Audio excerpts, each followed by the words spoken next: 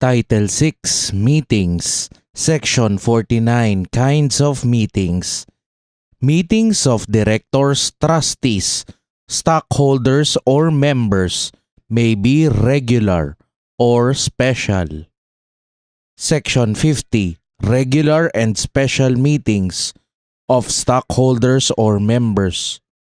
Regular meetings of stockholders or members shall be held annually on a date fixed in the bylaws, or if not so fixed, on any date in April of every year, as determined by the Board of Directors or Trustees, provided that written notice of regular meetings shall be sent to all stockholders or members of record at least 2 weeks prior to the meeting, unless a different period is required by the bylaws.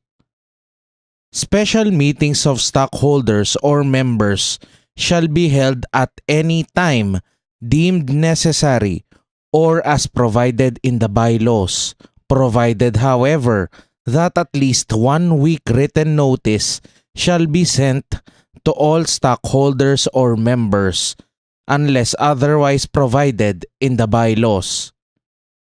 Notice of any meeting may be waived, expressly or impliedly, by any stockholder or member. Whenever for any cause there is no person authorized to call a meeting, the Securities and Exchange Commission, upon petition of a stockholder or member on a showing of good cause therefore, may issue an order to the petitioning stockholder or member directing him to call a meeting of the corporation by giving him proper notice required by this code or by the bylaws. The petitioning stockholder or member shall preside thereat until at least a majority of the stockholders or members present have chosen one of their number as presiding officer. Section 51 Place and Time of Meetings of Stockholders or Members. Stockholders or members' meetings, whether regular or special, shall be held in the city or municipality where the principal office of the corporation is located, and if practicable in the principal office of the corporation, provided that Metro Manila shall for purposes of this section be considered a city or municipality. Notice of meeting shall be in writing, and the time and place thereof stated therein. All proceedings had, and any business transacted at any meeting of the stockholders or members, if within the powers or authority of the corporation, shall be valid, even if the meeting be improperly held or called, provided all the stockholders or members of the corporation are present or duly represented at the meeting. Section 52 Quorum in Meetings. Unless otherwise provided for in this code or in the bylaws, a quorum shall consist of the stockholders representing a majority of the outstanding capital stock, or a majority of the members in the case of non-stock corporations. Section 53 Regular and Special Meetings of Directors or Trustees. Regular meetings of the Board of Directors or Trustees of every corporation shall be held monthly unless the bylaws provide otherwise. Special meetings of the Board of Directors or Trustees may be held at any time upon the call of the President or as provided in the bylaws. Meetings of directors or trustees of corporations may be held anywhere in or outside of the Philippines unless the bylaws provide otherwise. Notice of regular or special meetings stating the date, time, and place of the meeting must be sent to every director or trustee at least 1 day prior to the scheduled meeting, unless otherwise provided by the bylaws. A director or trustee may waive this requirement, either expressly or impliedly. Section 54. Who shall preside at meetings? The President shall preside at all meetings of the directors or trustees, as well as of the stockholders or members, unless the bylaws provide otherwise. Section 55. Right to vote of pledgors, mortgagors, and administrators. In case of pledged or mortgaged shares in stock corporations, the pledgor or mortgagor shall have the right to attend and vote at meetings of stockholders unless the pledgee or mortgagee is expressly given by the pledgor or mortgagor such right in writing, which is recorded on the appropriate corporate books. Executors, administrators, receivers, and other legal representatives duly appointed by the court may attend and vote in behalf of the stockholders or members without need of any written proxy. Section 56. Voting in case of joint ownership of stock. In case of shares of stock owned jointly by 2 or more persons, in order to vote the same, the consent of all the co-owners shall be necessary, unless there is a written proxy signed by all the co-owners authorizing one or some of them or any other person to vote such share or shares, provided that when the shares are owned in an end/or capacity by the holders thereof, any one of the joint owners can vote said shares or appoint a proxy therefor.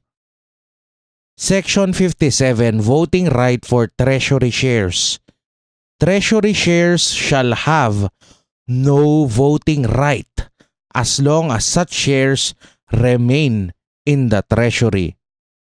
Section 58. Proxies. Stockholders and members may vote in person or by proxy in all meetings of stockholders or members. Proxies shall be in writing, signed by the stockholder and member, and filed before the scheduled meeting with the corporate secretary. Unless otherwise provided in the proxy, it shall be valid only for the meeting for which it is intended. No proxy shall be valid and effective for a period longer than 5 years at any one time. Section 59. Voting trusts. One or more stockholders of a corporation may create a voting trust for the purpose of conferring upon a trustee or trustees the right to vote and other rights pertaining to the shares for a period not exceeding 5 years at any time, provided that in the case of a voting trust specifically required as a condition in a loan agreement, said voting trust may be for a period exceeding 5 years, but shall automatically expire upon full payment of the loan. A voting trust agreement must be in writing and notarized, and shall specify the terms and conditions thereof. A certified copy of such agreement shall be filed with the corporation and with the Securities and Exchange Commission. Otherwise, said agreement is ineffective and unenforceable. The certificate or certificates of stock covered by the voting trust agreement shall be cancelled, and new ones shall be issued in the name of the trustee or trustees, stating that they are issued pursuant to said agreement. In the books of the corporation, it shall be noted that the transfer in the name of the trustee or trustees is made pursuant to said voting trust agreement. The trustee or trustees shall execute and deliver to the transferors voting trust certificates, which shall be transferable in the same manner and with the same effect as certificates of stock. The voting trust agreement filed with the corporation shall be subject to examination by any stockholder of the corporation in the same manner as any other corporate book or record, provided that both the transferor and the trustee or trustees may exercise the right of inspection of all corporate books and records in accordance with the provisions of this code. Any other stockholder may transfer his shares to the same trustee or trustees upon the terms and conditions stated in the voting trust agreement, and thereupon shall be bound by all the provisions of said agreement. No voting trust agreement shall be entered into for the purpose of circumventing the law against monopolies and illegal combinations in restraint of trade or used for purposes of fraud. Unless expressly renewed, all rights granted in a voting trust agreement shall automatically expire at the end of the agreed period, and the voting trust certificates as well as the certificates of stock in the name of the trustee or trustees shall thereby be deemed cancelled, and new certificates of stock shall be reissued in the name of the transferors. The voting trustee or trustees may vote by proxy unless the agreement provides otherwise.